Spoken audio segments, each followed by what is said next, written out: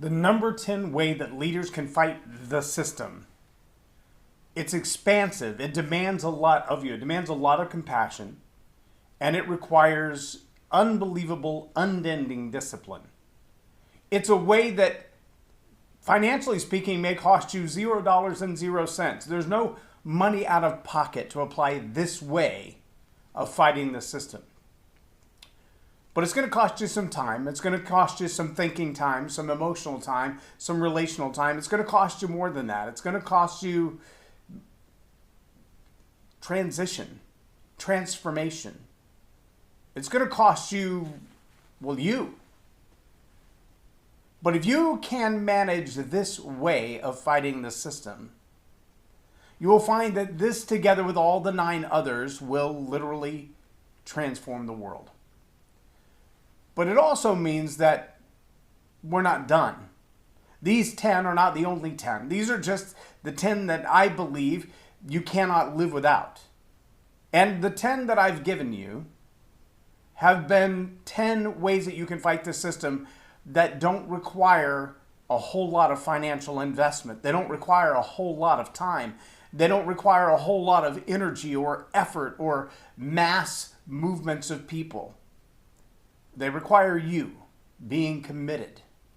And the number 10 way is going to be the deepest of all of those commitments.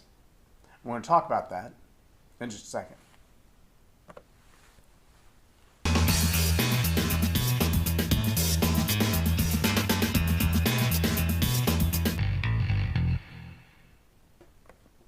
I'm J Loren Norris with Leading Leaders Podcast. I don't remember exactly what the question was that was rattling through my brain at 19 or 20 years old, but I do remember asking for a meeting with the base chaplain at RAF Lakenheath in England. And when I sat down with him, we talked, honestly, almost 3 hours. What he said to me at the end of that 3 hours struck me profoundly. He used a word I'd never heard before, and then he described the word in a way that I thought was pretty powerful. He used the word myopic. He said to me, when you asked for this meeting and I kind of got the overview of what I thought we were going to be talking about, I really felt like I was going to be sitting down with a young man who had an extremely myopic worldview. And I had to ask for a correction. I said, I don't know what you mean by a myopic worldview. And he said, let me say it like this. Myopic would be as if you're looking at the world through a funnel. Meaning you put the funnel on your face and you see only what comes through that tiny little hole at the other end. Only see where your eyes are pointed. Only see what your face can turn toward, and you don't perceive or understand anything else. That is a myopic worldview. He said, that's not what I find in you. I find that you have a very broad understanding of things for someone your age, for someone with your education level. I'm really surprised that you're as open-minded as you are. And I wasn't sure if that was a compliment or not, because I'd heard by so many other people that if you don't stand for something, you'll fall for anything. And you've got to be hardline on your faith, and you've got to be hardline on your decisions, and you can't waver any at all. And I do believe there's some solid truth to that, but I also believe, and the older I get and the more I've traveled around the world and the more different kinds of people that I've met, the more I realize that this is an absolute truth. This way, number 10, that you will fight against the system. Let me simplify this. If the scope of what you know, believe, and understand in your life reaches only to the end of your fingertips, you will go astray. That's a guaranteed fact. If the only thing that matters in your life is what you can spin around and touch with your hands, you are off course. You already are living under a delusion. If everything that's important to you is only what can be touched, managed, controlled by you, your worldview is already flawed. Did you catch that word? Worldview. Your worldview. That's the way you look at the world. I have a friend, Dr. Jeffrey Mitchell, professor of politics and poli-sci at UT Arlington. Dr. Mitchell and I have traveled the world together. We literally have been to the Congo together. We've stood together in the halls of Parliament. We've stood together at the United Nations building in the Congo and had conversations with some high-level people. But Dr. Mitchell literally wears rose-colored glasses, and sometimes yellow ones, and some blue ones. Literally, the lenses are rose-colored. Now, we've always heard that reference to the old song, the rose-colored glasses, and the concept is that if your glasses are rose-colored, everything you look at is rose-colored. Everything is peachy keen. It's all awesome. The world is wonderful. I think there's a Lego song, everything is awesome. It's not like that. That's not what wearing rose-colored glasses will do to you if you have a broad world view. But it will kind of tint the world around you. It will change a little bit of perceptions. Maybe you've seen those sunglasses, the UV blockers, and you put them on and the glare of the sun is filtered out. Or you wear the little red glasses. It comes stuck on the side of the cereal box so you can decode the special code that's printed on the back of the cereal box. But there's always a lens through which you see. Always. The challenge, and we've heard it over the last couple of years a lot, is this concept of the confirmation bias, or this unconscious bias. That is, the lens through which you see the world that you don't realize is the lens through which you see the world. You have allowed subconscious thinking, some belief system, some ancient or old or family antiquated, outdated ideas to be the lens through which you see the world. And everything you see is tainted by that color or tinted by that color. And sometimes that color is racism. Sometimes that color is religious bigotry. Sometimes it's just bigotry straight out.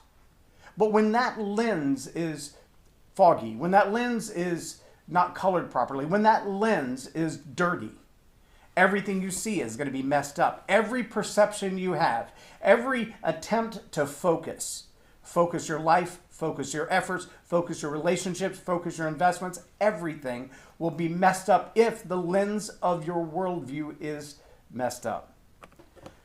Now, I personally believe that the Christian worldview is the most important.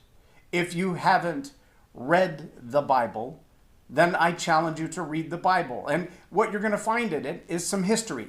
And I don't just mean religious history. I mean history of the world that's verifiable by multiple other historical sources that are not biblically related. You'll also find science, neuroscience, sociology, psychology, anthropology, diet. You will find things about relationships you couldn't even imagine was in there. All in one book. All in one book. Now, if you read that book from the lens of, I don't like religion, then you're going to have a different take at the end of it. If you read that book with an open worldview mind that says, I'm willing to accept any truth that I can comprehend, then that book is going to transform your life. But even if you say, I'm not interested in the religion at all, read the book for its history value. Read the book for its sociology value. Read the book for its psychology value. Read the book for its neuroscience value. Read the book for its diet value, for its relationship value. And what you're going to find is it will broaden your worldview to see things in a way that you've never seen them before.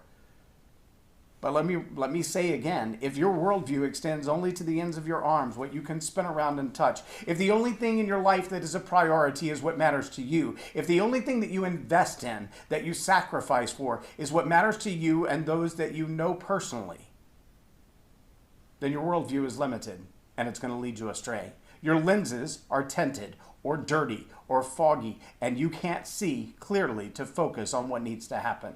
If you want to fight the system, broaden your worldview. Read some things you've never read before. Read some things you disagree with. Challenge yourself with some ideas that are uncomfortable to you. They will bring about change in you, if only to say, I now understand that from somebody else's point of view. I don't agree, but at least I see. If you never broaden your worldview, you are a victim of the system. The system wants you to be myopic. The system wants you to be self-focused and self-centered. The system wants you to believe that every problem is yours, and that every problem you have is the problem the entire world has, and neither of those are true. Not every problem in the world needs to be solved by you. It doesn't mean you shouldn't be aware of them, but it doesn't mean that you should stake your life's claim on that problem or its solution. Expanding your worldview, deepening your compassion for other people, especially people that you don't know, will require discipline of you. It will mean from time to time you'll have to sit down, shut up, open your eyes and open your ears and not your mouth. It will mean that for now your opinion doesn't count. It will mean that for now your ideas, they don't matter. It will mean for now that what you know, what you think you know, or what you want to think you know, it doesn't count. And that's okay. Because it's time to receive, and it's time to broaden your horizons. It's time to open your mind and listen and hear through someone else's eyes and ears. And as you do that, you'll expand your worldview. And that will help you fight the system that wants you to stay on a one-track mind of being a victim. I'm J Loren Norris with Leading Leaders Podcast for Tell It Like It Is TV. Have a blessed day.